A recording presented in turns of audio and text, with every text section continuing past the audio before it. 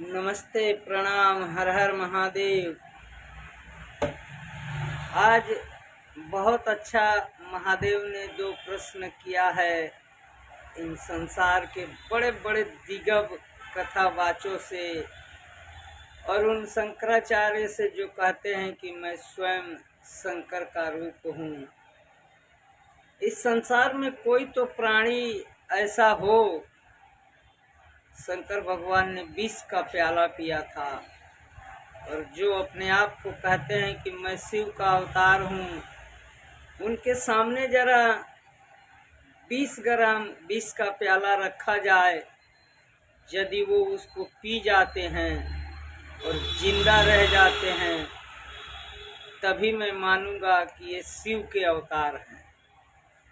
क्योंकि समस्त देवतागण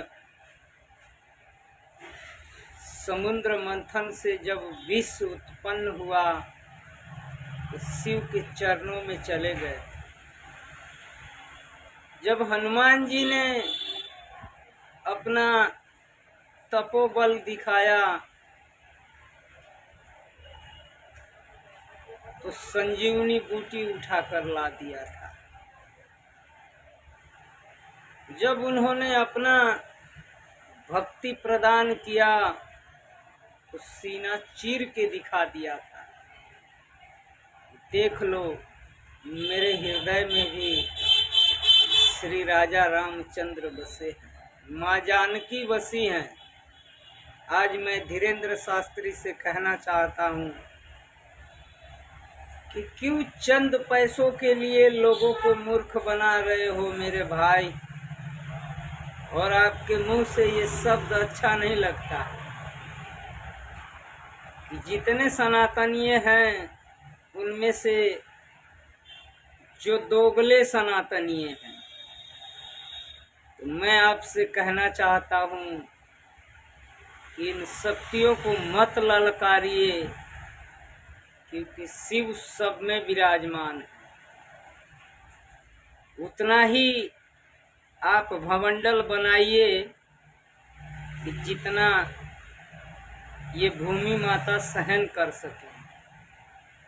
क्या आपने इतना सिद्धियां पा ली हैं, इतना हनुमान जी को अपने सीने में बसा लिया है, तो आपके माँ ने यदि दूध पिलाया है तो मुझे बता दीजिए अपना सीना चीर करके कि हाँ, इसमें प्रभु श्री राम विराजमान हैं और स्वयं हनुमान जी विराजमान हैं। है आपके पास ताकत? 7 दिन के मेहमान हो तुम। अरे मूर्ख, क्यों लोगों को चूतिया बना के अपना रोटी सेकने पे लगे हो? और उस शंकराचार्य को भी मैं कहना चाहता हूँ जो कहते हैं कि मैं शिव का अवतार हूँ। है आप में ताकत? 20 ग्राम विष पी करके दिखाइएगा मुझे। आप ही लोगों से, भवंडल से इस सृष्टि पे ज्ञान प्रज्वलित नहीं हो रहा है और हर एक आदमी पीड़ित है। इसका जवाब आपके पास? कोई कहता है ग्रह नड़ता है, कोई कहता है ये नड़ता है, तुम्हारे शरीर से ये शुक्र खत्म हो गया है, चंद्र खत्म हो गया है। सबसे अच्छा ज्ञान प्रकट कीजिए ना भाई। आपको जब पब्लिक ने सर्वश्रेष्ठ माना है तो ढोंग मत कीजिए, क्योंकि शंकर भगवान ने कभी अपने घरों में एसी का इस्तेमाल नहीं किया था, पंखा का इस्तेमाल नहीं किया था। आप कहीं भी रहते हैं तो 4-4, 10-10 एसी लगा करके बैठे हैं। आप उस शिव का अपमान कर रहे हैं। और धीरेन्द्र शास्त्री, आप उस महातपस्वी संत का अपमान कर रहे हैं जो कहते हैं कि सनातनीय दोगले हैं। इन्हीं दोगलों का देन है कि आप उस शिखर पे पहुंचे हैं। यदि इनके आंखों से पर्दा हटा दिया जाए ना, तो आप जिस परिस्थिति में थे ना भीख मांगने के लायक, उसी भीख मांगने के लायक हो जाइएगा। मैं पब्लिक से अनुरोध करूंगा, हाथ जोड़ के निवेदन करूंगा कि जरा इस वीडियो को इन मूर्खों तक पहुंचाया जाए, ताकि इनका घमंड इस सृष्टि पे चूर चूर हो जाए।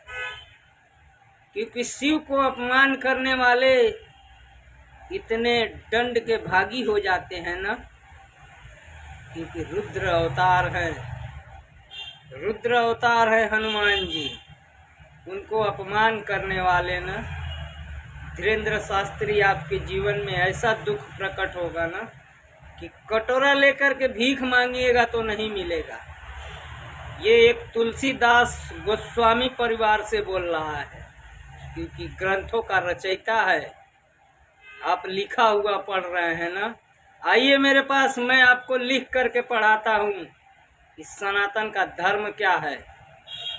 नहीं यदि पढ़ाया ना तो जीवन भर आपका गुलामी करूँगा मैं भी उस शिव का भक्त हूँ, रुद्र अवतार का भक्त हूँ। आइए मैं दिखाता हूँ आपको। आपको अधिकार किसने दिया? इतने सारे पब्लिक के बीच में किसी का अपमान कर देते हैं, उसके प्रश्नों का जवाब नहीं मिल पाता है, वो इतना दूर से बेचारा आपके पास आता है। आपके ताकत है, आपके अंदर ताकत है किसी का रोग हर लेने का। ये कलयुग है मेरे भाई। जीवन निकल जाता है तपस्या करने में, तब वो हाथ पकड़ता है, क्योंकि वही कहता है, पकड़ लिया है हाथ रघुनाथ ने, पकड़ लिया है हाथ विश्वनाथ ने। तो मैं भी यही कहता हूँ कि इस हाथ को रघुनाथ ने पकड़ लिया है। यदि आप में ताकत है तो आ जाइए मैदान में, इसका इस्तेमाल करते हैं कि दम कितना है किसके बाजुओं में। 4 दिन का जोगी और गाड़ में जट्टा। 4 दिन तपस्या करने से भगवान नहीं मिल जाते हैं। तुम जिस बुद्धि का इस्तेमाल कर रहे हो ना, तुम्हारे जिब्या में क्या है? कट गया है तुम्हारा जिब्या, दिखता नहीं है तुम्हारे आंखों से। ये सृष्टि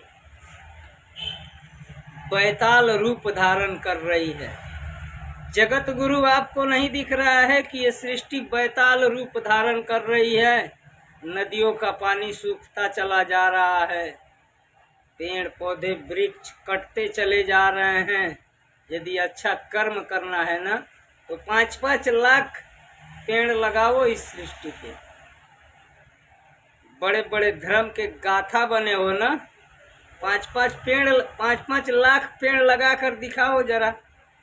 मैं मान जाऊंगा कि तुम्हारे अंदर है ताकत।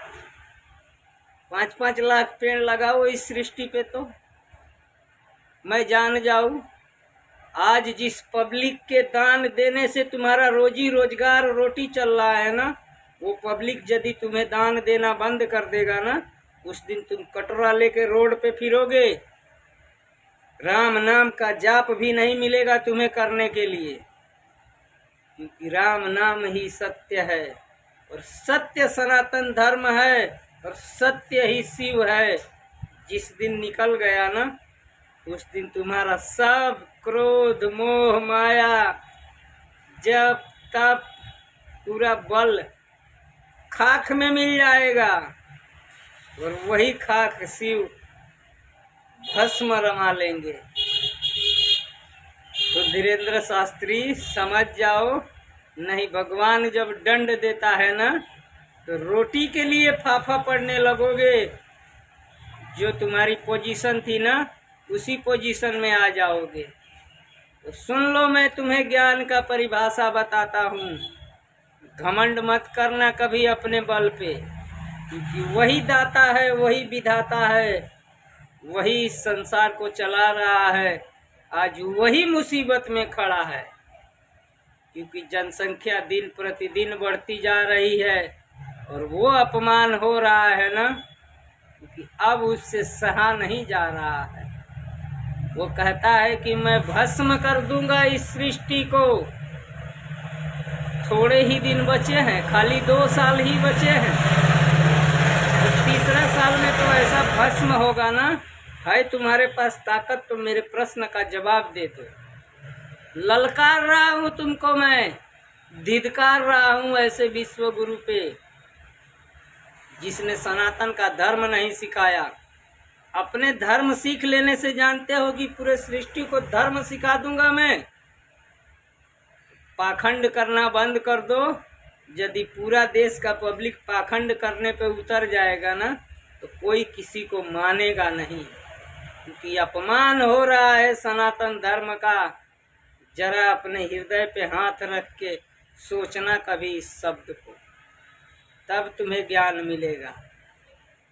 तो आओ मेरे देशवासियों, मेरे मित्र, मेरे भाई, मेरे शिव, मेरे प्रभु, मिल करके बोलो जय जय सिया राम, हर हर महादेव, शिव शंभो, कैलाशपति हे नाथ। यदि मेरे से कोई भूल हो रहा है तो आप उसको क्षमा करें।